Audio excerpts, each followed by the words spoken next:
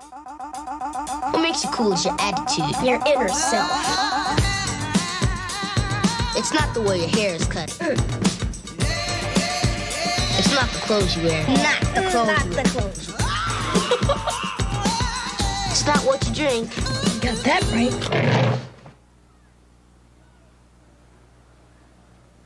You got Pepsi for me?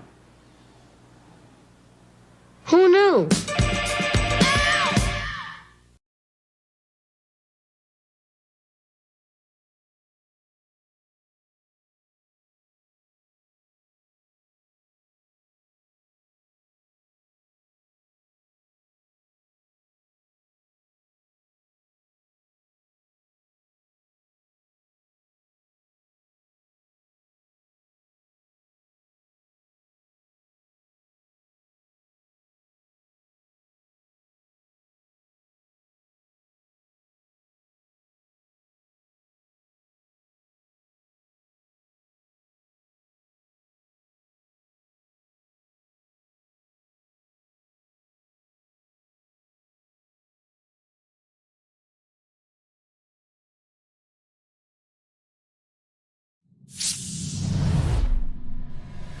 Music make you lose control. Rock a showstopper, beats get it crunk and wired. Wave your hands, scream loud.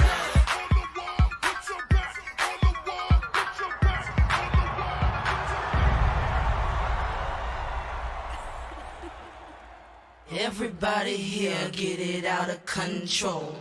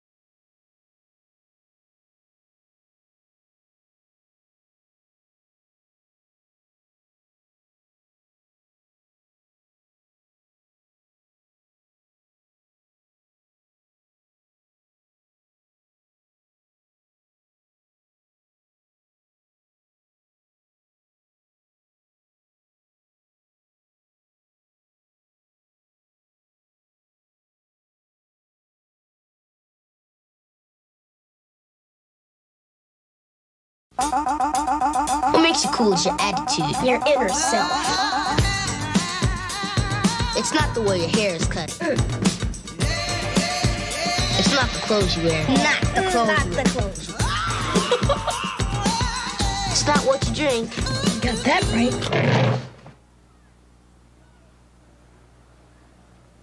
You got Pepsi for me? Who knew?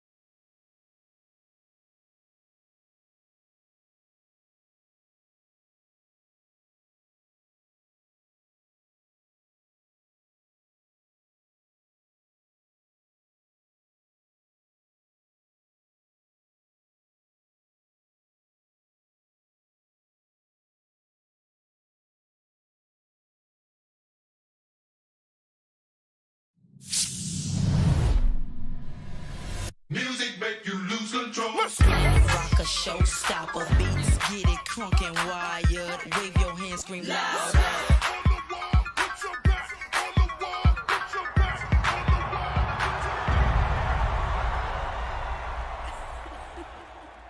Everybody here get it out of control.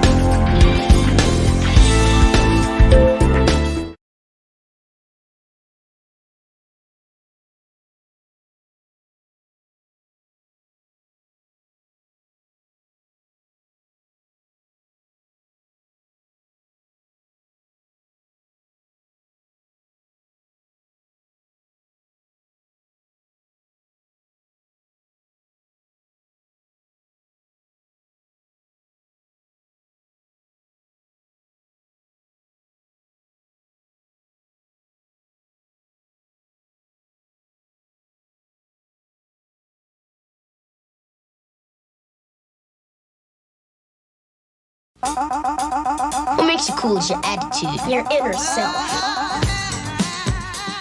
It's not the way your hair is cut. It's not the clothes you wear. Not the clothes. It's not what you drink. You got that right.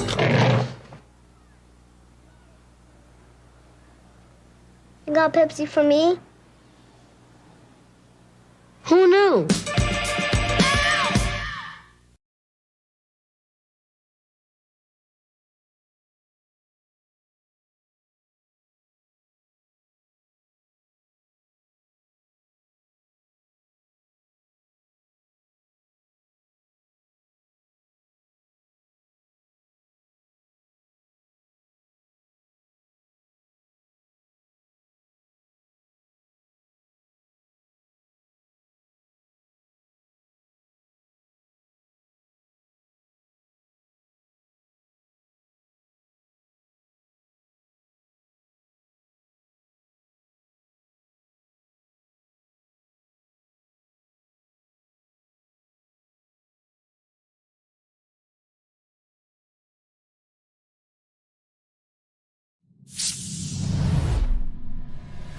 Music make you lose control. Rock a showstopper, beats get it crunk and wired. Wave your hands, scream loud.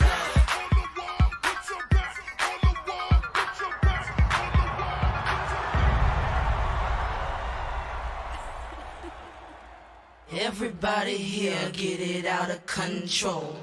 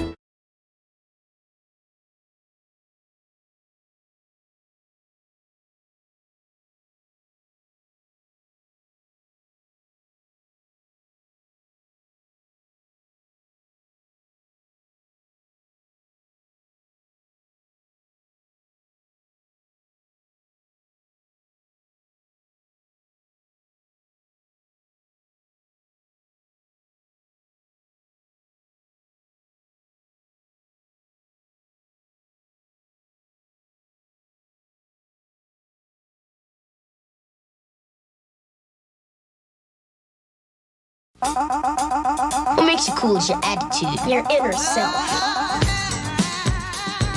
It's not the way your hair is cut. It's not the clothes you wear. Not the clothes. It's not what you drink. You got that right.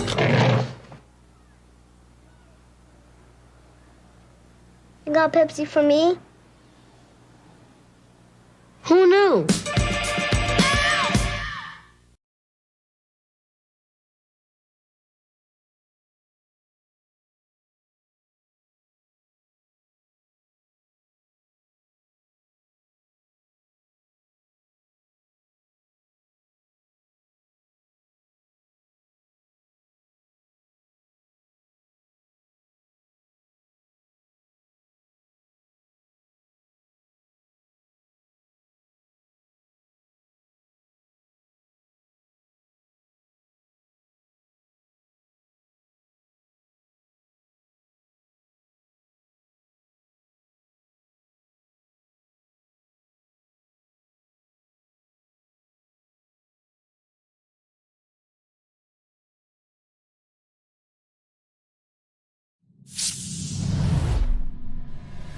Music make you lose control. Rock a showstopper, beats get it crunk and wired. Wave your hands, scream loud.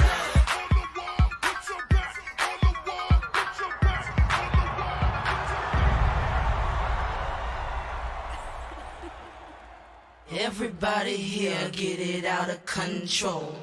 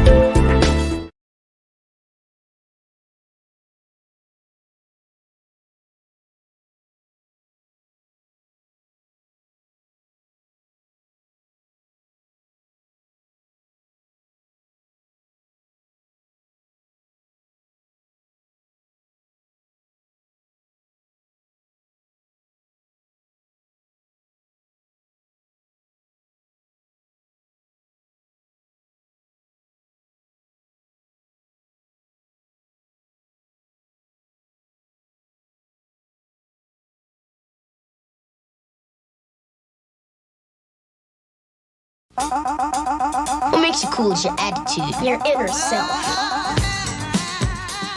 It's not the way your hair is cut.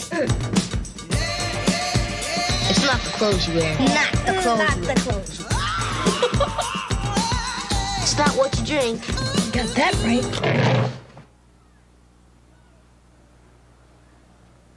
You got Pepsi for me? Who knew?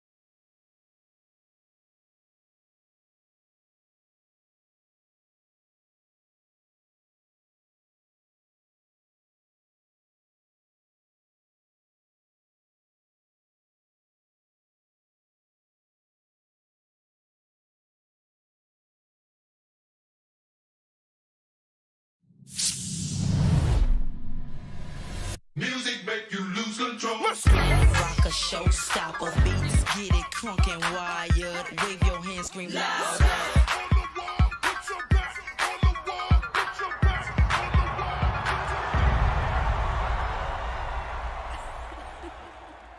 Everybody here get it out of control.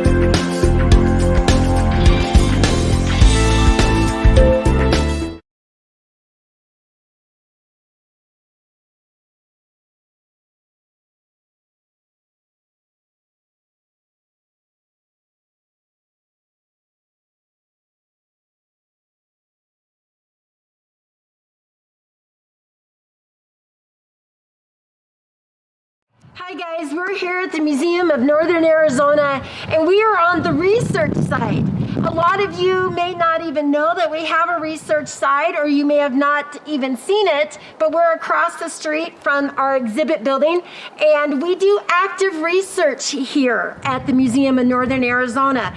And I have today, this is Kim Spur, and she is actually an archaeologist, right Kim? Yes. Okay, tell us, what it is an archaeologist? So an archaeologist is someone who studies the past, right? And most people think of us studying old stuff, but archaeologists actually will study anything that's several decades old, maybe over 50 years. So I might be interested in studying your grandparents or the house your grandparents grew up in, right? That's archaeology at a certain point. But most of the time we do work with cultures, with people, with objects that are at least several hundred years old. Wow. And so we're studying the past, and we really want to learn about the people in the past. But to get to learn about the people, we need to study the things they made, the things they used, the places they lived, their houses, their tools. And that's what really archaeologists focus on. Great.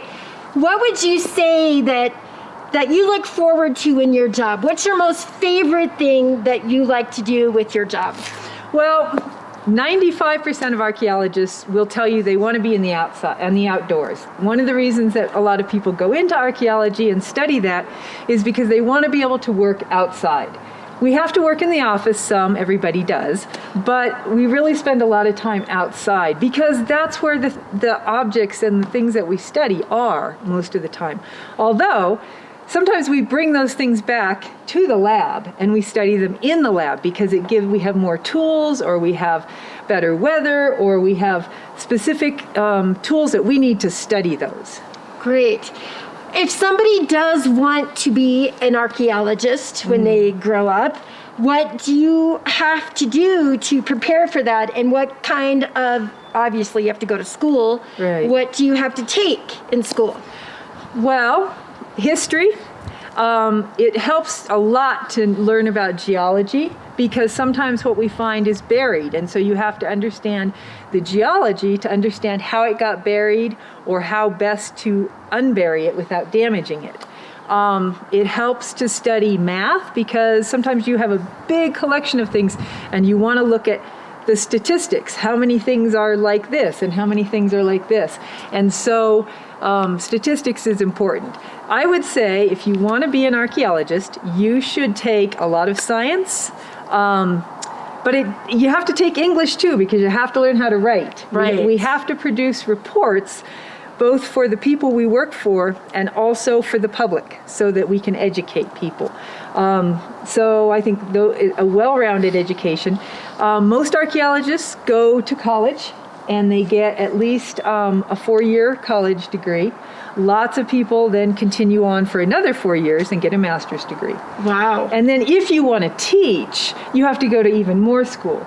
But that's really only necessary if you're going to teach. Okay. To do archaeology in the field, you're probably looking at 4 years of college. Great. I don't know if you can tell us this, but because sometimes a lot of the work that archaeologists do is it has to be kind of a secret. Not that everybody cannot know where some of these, precious artifacts are at, and some of the places are sacred to our native friends. So can you tell us a little story of one of the most amazing things that you did, or something that was challenging that you said, wow, this is why I'm an archaeologist? Oh, where do I start? I know you have so many stories. You've lived a really neat life because I know some of your stories. So one of the things that everybody thinks about archaeologists as digging things up. Honestly, that's a very small amount of time that we spend for lots of reasons. One, there's only so many archaeology sites and we want to preserve them. We don't want to disturb them unless we have to. So I would say that probably 60% or maybe even 70% of the work that we do is out there documenting sites. So we walk around the landscape. Maybe it's an area that's going to be disturbed by a road, or maybe it's an area that's going to be they're going to put in a power line or a pipeline or something. Or maybe it's an area that just is being inundated by visitors. So in the National Park Service, some of the national park sites, if they want to build a campground or they want to have a new overlook, that's going to disturb the ground. And if there's archaeology sites there, we need to document them before. And so a lot of what we do is actually walking the landscape, looking for these archaeology sites, and then we record them. We record the types of artifacts that are there. We photograph all of the masonry structures. We measure, the things that are on the ground. And so that's what we do a lot of. And then the other thing we do a lot of we do a lot of work for the Park Service in the southern Colorado Plateau. The Museum of Northern Arizona has developed a really nice protocol for we call it monitoring, but it's basically going back and revisiting sites that have already been recorded to see if they're changing. Is there erosion happening? Is there a gully that's cutting through it? Or have people been camping on the site and there's campfires on top of those archaeology features? And so what we do is we document those changes and any type of activity or natural event that might damage the sites. And that way the archaeologists for the Park Service or the Forest Service, whoever's managing that, knows that they need to maybe put up a sign that says, please don't camp here because there's an archaeology site, or please don't make graffiti because graffiti can be very damaging to archaeology sites. That charcoal, writing your name in charcoal, can really damage a site. And so we do a lot of that too, and we're just helping with the long-term management of these sites. Really, we probably only spend about 10% of our time excavating sites. And part of it is that, like I said, there's a finite amount of archaeology, and we don't want to disturb it unless we have to. If they're going to build a road and it has to go right here, and there's an archaeology site, yeah, we're going to excavate that so that we can get all of the artifacts. We can learn about it. We can photograph it before it gets disturbed. But the other reason that we don't do as much excavation as archaeologists used to is because we've come to realize that our native partners, all of the native peoples who live in this area, who are descended from the groups who lived in those sites, they don't want us to disturb them. And it's much more respectful to work with them and learn what they have to say about the sites and how that fits in with what we find. But to really, there's a growing sense in the archaeology community, and Museum of Northern Arizona is really on the cutting edge of this, that preservation of archaeology is much better than excavation, because we want to preserve that for future generations. Wow, that's an amazing thing to do. And thank you for all your hard work and what you've documented and what you have helped educate other people. So thank you. That was just amazing to really get to find out what you do. And I have to say, a lot of people criticize the Indiana Jones movies. Yeah, I was going to bring that up. The Lara Croft movies and all of that as being, as making archaeology look like it's all exciting. And that's true. Archaeology is not actually that exciting most of the time. But I do think that there are times, that those movies can be useful. They provide kids, an exciting thing to think about. And it's not all like that, but we have some exciting things. Over the last 3 years, we've been working up at Glen Canyon National Recreation Area. And to get to some of the archaeology sites there, you have to put on a backpack and you have to hike for miles just to get into the canyons where these ancient people lived.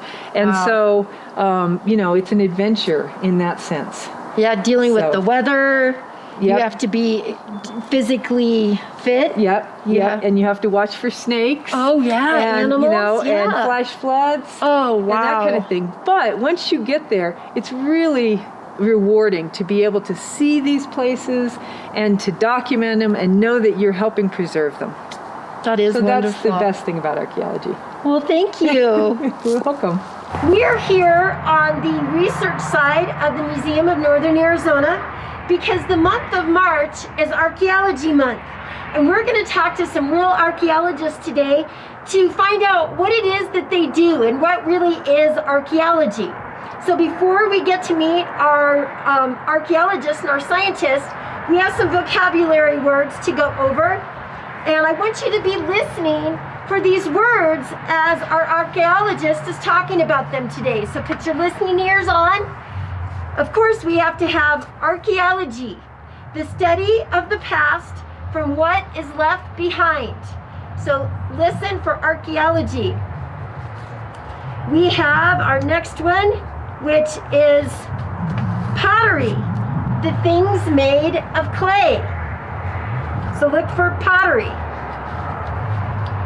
We have the word, this one's a big one, ancestral Puebloan.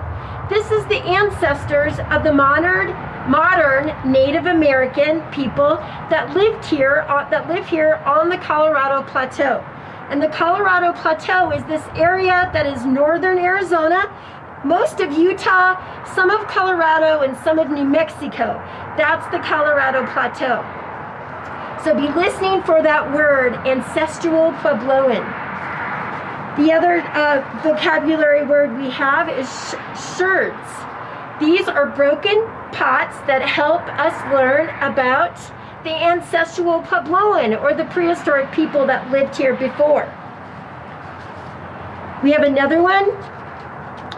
It is called vessel form. This is the shape of a bowl or jar. So be listening for vessel form. We have another one, painted designs. A liquid made from plants used to put marking on pots.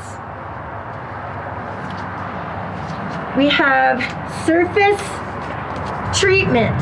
And this, I want our archaeologists today to really give you the definition of this one, but be listening for this word, surface treatment. Okay, so guys, are you ready to meet a scientist or archaeologist here? Let's go knock. This is the office or their lab, and we'll just knock on there. Hi, Jeanette. Hi. We're here to learn all about what you do. All right, let's do it. Okay. So about 100 years ago, researchers here at the museum developed a typology so we can talk about the sherds. A typology is a way to classify the sherds into groups. We are really lucky here in northern Arizona because the designs painted on the pots change over time. And that gives us some information on when a site was used and how long it was used for. So basically you get this movement from thin lines to thick lines, and from sparse designs to more dense designs.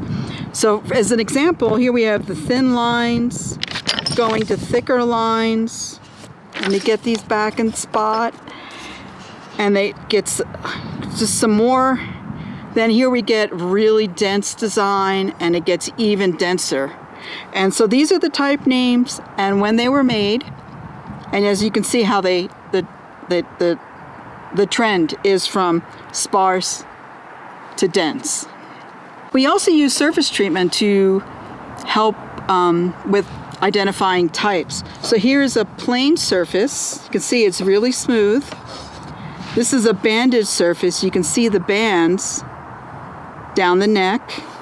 And this is a corrugated. And you have, what they do is they pinch each coil as they're adding it to the vessel, and that gives us this corrugated effect. Most of the work that I do involves sherds. And so when I come onto an archaeological site, the first thing I do is I walk around and I look at everything that I see on the ground. And here's an example of what I would see on the ground. The sherds lying here, waiting for me to look at them. So first thing I notice is this. This is a black mesa black on white, and that's the name of the type. And I know that because of the lines with the dots. So this vessel was made 900 to 1,000 years ago. Now this is Dagoji black on white, and that's the type name. And I know that because these areas are filled with diagonal lines. And this was made 800 to 900 years ago. And this is that corrugated vessel. This is Tucson corrugated. And this was made 700 to 900 years ago. Knowing that, and if you noticed, I said 900 years ago quite often. So that tells me that this was probably made and used around 900 years ago. And the other thing that I noticed is I can find out about what tasks were performed at these sites. And I do that by looking at the shape and form of the vessel. Is it a bowl? Is it a jar? And bowls, as you know, used for eating and for serving. It's like your cereal bowl in the morning. And maybe a serving platter for dinner. And jars were used for storage and for cooking. And mostly storage and cooking of food. So here we have a bowl. We have the nice rim. And if you notice how it's sloping inward and it's painted on the inside. This is a really good example of a bowl. On the other hand, this is a jar. It's got the neck coming up to the top here, and you can see that this is going to come out pretty far. And this is also painted on the outside. Another thing to notice is that this jar, look at all the soot on the outside. This was used over a fire, like over a wood fire, like your campfire. And it was used for cooking, and that's where all the sooting comes from. And same with this one, all the sooting. This was a big cooking jar. You can see how it's not really curved all that much. That was a pretty big jar. So we have an activity here that you're going to be able to do right at home along with Janet, okay? So on our Facebook or on our website, or you can even find it on Google, there will be a photograph of a pot, and then you can either get cardstock or you can get printer paper. Parents, you can help cut out. Or if you're old enough, you can cut it out yourself. And you will see that you will have pieces. And you'll be able to do this activity with Janet and piece this pot together, and also learn about and think just like a scientist, like an archaeologist. So I will turn the activity part to you, Janet, and I have to say this is probably the most fun part of my job is when I have the good fortune of finding several pieces of a pot that I could put together. And so these are basically represent the individual sherds that we would find on a site. And I would slowly be able to put them back together to see what that vessel looks like. And going back to what I said about the tasks, we can see how big that jar is. We can really see how big the bowl is. You get a better sense of what the design looks like. If you have just this one sherd, you kind of get an idea of what it looks like. But when you start to put it together, you can really see how this design looks on this vessel. And this one in particular is just spectacular. I'm really enjoying this. So I hope you enjoy putting this one together for yourselves as well. And one thing that I really want to point out is that if you take a sherd with you when you visit a site, it's no longer there for a researcher to come back, or for anyone to come back and they'll never be able to see the full vessel again. So it's really important to leave everything where you are. You could take photographs, you can draw them. Oh, that's a You good could do idea. all these really great things, but just please leave them where they are. It helps finish the whole puzzle. Exactly, piece, right? exactly. And one thing to keep in mind is that every sherd tells a story. Ooh, yeah. And for me, these really speak to me. And if you remove a piece, that story is no longer complete. It'd be like somebody, if they went in their favorite book and ripped out the last page of your favorite book, and you don't know how it ends. Exactly. That's a great analogy. That is perfect. So thank you for listening.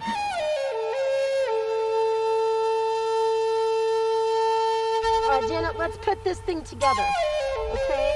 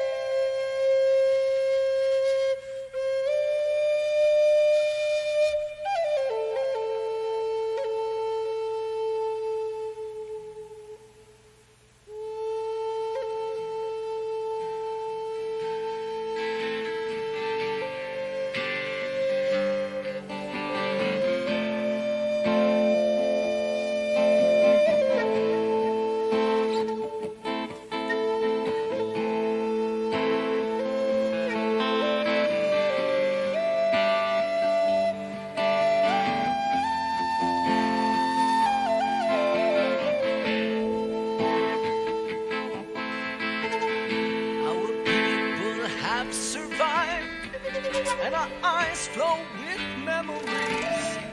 The reservation, it is our home, and for now we're gonna let it be. But the battle, it is not over. Yes, our struggle has begun. A new hope, it has been born, and our sunny day will come.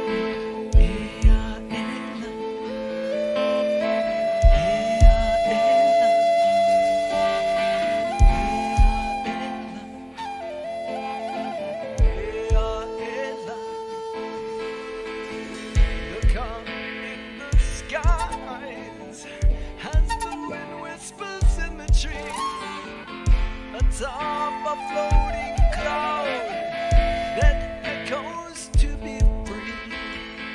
In time, we'll get back the life that took away, and their land of make-believe will be ours again someday.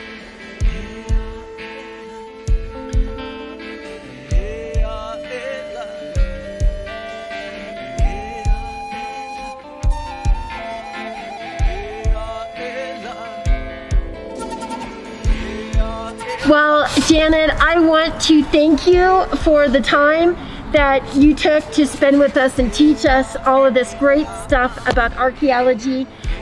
You took a lot of time to make this, and I think it's going to be really fun for you guys to make this puzzle piece yourself. And I hope you guys learned a lot today. Join us again on our next Family Friday, which will still be about archaeology. We are going to be visiting Eldon Pueblo, and we're going to be talking about Mary Russell Farrell Colton. So see you next time, guys.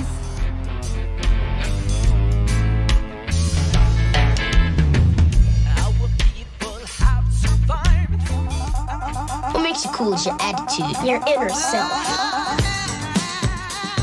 It's not the way your hair is cut. It's not the clothes you wear. Not the clothes. Not the clothes. It's not what you drink. You got that right.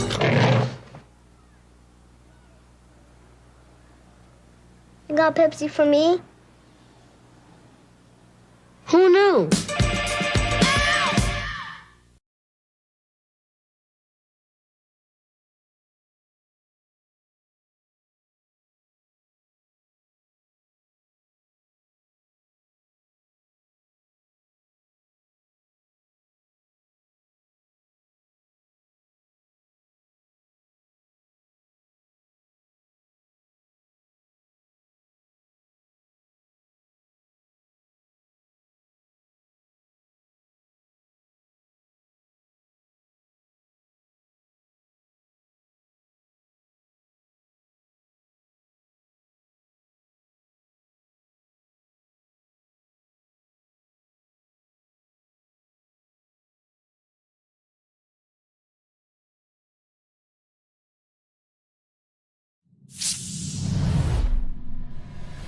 Music make you lose control. Rock a showstopper, beats get it crunk and wired. Wave your hands, scream loud.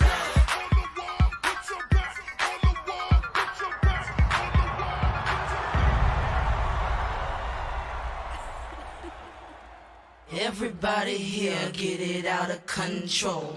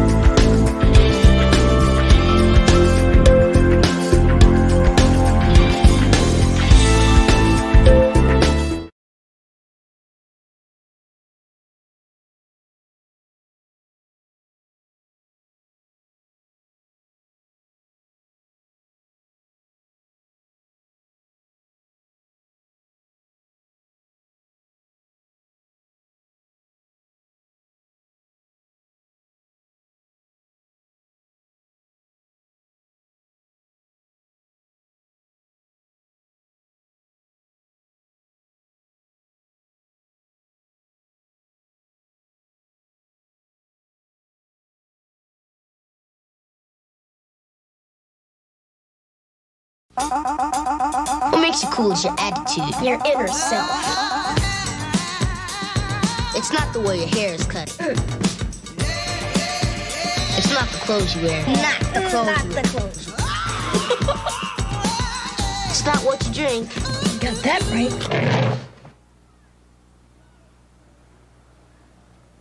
You got Pepsi for me? Who knew?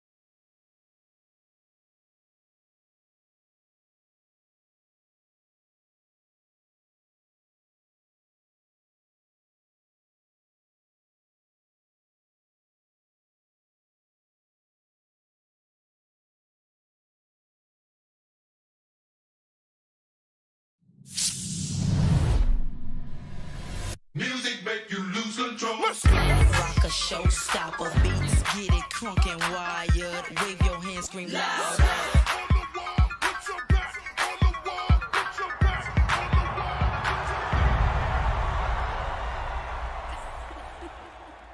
Everybody here get it out of control.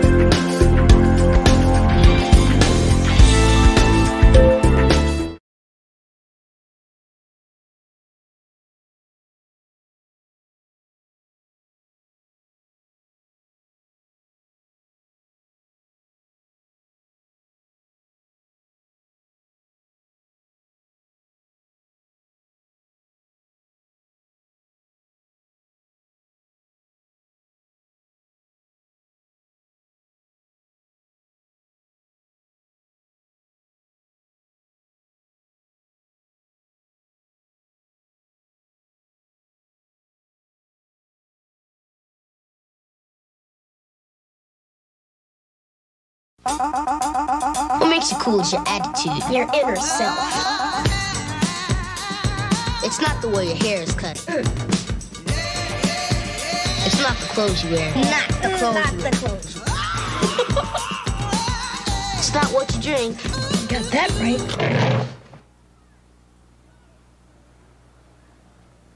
You got Pepsi for me?